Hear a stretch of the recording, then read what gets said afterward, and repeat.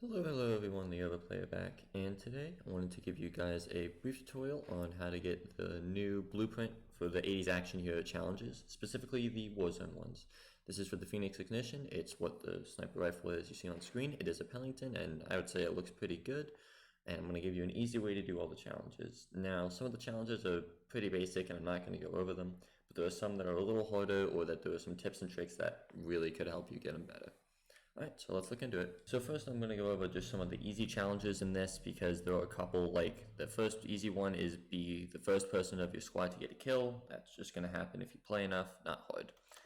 The next one is going to be where is it? Here it is. Survive a jump from the ground from the top tower of Nakatomi Tower. You just jump off the tower and hit the ground. You don't have to do anything special, just pull your chute and don't die along the way. So first let's go over some of the side missions since that's something a lot of people have questions on. The eliminate 25 agents during the Arms Deal public event. This is where you'll be going into the bottom of Nakatomi Tower, and there's going to be a little van there at the very bottom level. Like, you're going to go into the lobby, find those little elevator shafts, go down, and then if you keep going a little bit, there's another level to that parking lot that's below the first one that you see. And there'll be a van in it, and you go in it, and then it'll spawn a bunch of AI enemies. No one really goes down there, surprisingly, probably because it's not where a lot of loot is, but the enemies will drop armor satchels and stuff like that, so it's worth doing. You will probably have to do this a couple times, because I think a total of like 40 enemies spawn. If you're doing this with friends, you're going to have to split up a lot of the kills. Now, I also should mention at this point, all of this can be done in Power Grab. Don't do any of these challenges in actual Warzone. Number one, because it's going to affect your stats if you care about those. But number two, it's just more difficult. In Power Grab, you automatically spawn with respawn tokens, and you can get more as you go along, and friends can buy you back, and it's just a lot easier. Also, even if people are going to Nakatomi Tower, they usually won't land there again, or people are going to be focused on doing other challenges and just looting all the top stuff. So, do Power Grab, a lot easier. In Warzone, complete any one of the 3 side missions at Nakatomi Tower. This is just those little contracts that spawn. You will probably have a bit of competition for these, but if you can just grab it and like get 1 or 2, you can even die a couple times on your way of doing it. Remember, I would do this over a lot of different games. It's not going to be hard. But this definitely, it helps if you have friends to help with this one, but you can definitely do it solo. So now we're going to go into what I think to be the 3 hardest challenges. It's going to be the get 15 kills with explosive weapons, the 50 dog tags, and the 3 kills with the combat bow. So you'll notice I left out this one, which is the 3 rainbow POW dog tags, and that's because I'm going to be covering all 4 of these in one video, and you'll see that playing in the background. This POW dog tag thing, there are these little things around the map that you drop in, these little survival camps. That was part of the update they talked about. There's these little houses that will usually have a supply crate on them, and inside will spawn a combat bow usually, and a POW tag. You literally just grab the POW tag and that's it. You can even leave the game after and it will still count, I'm pretty sure, but you'll want to continue because there are other challenges you'll want to do, especially with the combat bow, because that's going to be one of them. I didn't get it in this game for some reason, but it's very typical of the combat bow to just be on the ground, on the inside of the little shack. So you want to pick up the combat bow and make sure you keep this on you at all times, because when we go around collecting dog tags, and we get the streaks, it will automatically replace the one that we have in our slot. So whenever you get like a cluster strike or a UAV, make sure you're picking your combat bow back up. So we're going to go over that because that's going to be a bit towards end game. But once you get your rainbow POW tag, you're going to do what I'm doing, and you're going to go around the entire map to some of the very, very non-hot areas. Pretty much avoid people at all costs. In fact, I did all of this solo. So just to show that, like, you just have to stay out of people's view, and the supply chests that you open can actually drop these POW tags. It's really nice, and while it can take a bit, you can usually get 12 to 15 per game if you last till endgame. Also depends if you're killing people, how much you're looting, how many because legendary chests are guaranteed to drop one. The regular chests, I think, have like a 1 in 5 chance. Don't quote me on that, but it usually takes a couple. And you'll need 50 of them. Another good way to get these dog tags is to do contracts, specifically the most wanted, the recon, and the scavenger. Supply one, for some reason, doesn't give it to you. I'm not sure why, but all the other ones will give you 2 once you complete them.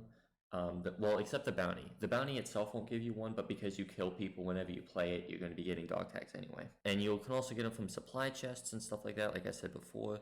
So you just got to play a couple games. You can do it solo if you want, but basically just loot around, stay out of sight. Next up is reaching the final circle 5 times. So what you're going to want to do is you're going to want to make really early rotations. Now, once you start playing this enough, you will actually find that the circles are very stagnant, to the point where you can actually, once you play, I would say 5+ games, you'll probably get the same circle twice. I don't know why it is like that, but they are very predetermined circles. There's one at Array, there's one at at airport, and there's one at downtown. You've probably seen one of those before, but if you have played a game and you see it's kind of trending towards that area, you'll know where to camp, because if you've been to the final circle before, you would have seen it. In Array, you'll want to camp in one of the buildings just up there, like literally just at the very top of the mountain. And I know camping is not something we typically like to do. However, I was playing solo, and I know that a lot of my friends you just want to get to the final circle. And the final circle is the 6th one, so once you see the little 6 at the top, that's where you're going to know, okay, I've made it to the final circle this game. And you just have to do that 5 times. In fact, if you know preemptively where the circle is going to be, you can rotate on like the 2nd or 3rd circle, and then you can just wait there for a bit. And then you can also wait when people come into your building, and you can just hold out like an RPG. You can get the RPG or the pipe cleaner. One of them will always drop from a weapons crate, which is really nice. So make sure you're getting that. And when you use it, just hold it out, and the second someone comes up the stairs or something like that, either shoot them with a combat bow or an RPG. Both of those will count towards our explosive weapon kills, which is the final challenge I'll go over, because it's going to be probably the one that will take you the longest. And what I would recommend is shooting vehicles. Once you start camping in this final circle, typically towards the 1st circle, there'll be a Bertha that's circling around, because there's a guy who doesn't have any lives left and he just needs to protect himself. Now, if you have the combat bow or an RPG or a pipe cleaner, you're going to want to shoot those vehicles. The combat bow especially will shred them. Now, if you're not able to shoot vehicles, what I would recommend doing is waiting till the gas is behind you, or just camping top of stairways with the pipe cleaner or the RPG. Now, the RPG is going to be a bit better than the pipe cleaner, because it not only shoots straighter, but it's got a bigger blast radius, and it also will actually explode. If you shoot the pipe cleaner too close to someone, it won't explode, and it's really annoying. So make sure you're a fair distance away. And if you're at the final circle, this is where it really helps. You can activate your advanced UAV. It helps if you save it towards this moment. And then once you activate the advanced UAV, you will be able to see where everyone is. And if there's someone you're catching kind of getting pushed with the gas, you can just shoot them with your RPG or something and get a free kill. This one will probably take more than a few games. It kind of just depends on vehicle luck, because vehicles will probably be the vast majority of the things you're doing with this. If you have thermites, by the way, try to chuck them whenever someone's trying to capture the center circle. If you have C4, you can try to blow up vehicles too. It's just whatever works. But you're going to be trying to want to get all of your kills with the rocket launcher, unless you know you're going up against multiple people. But yeah, that's about it. I hope you all enjoyed this quick tutorial.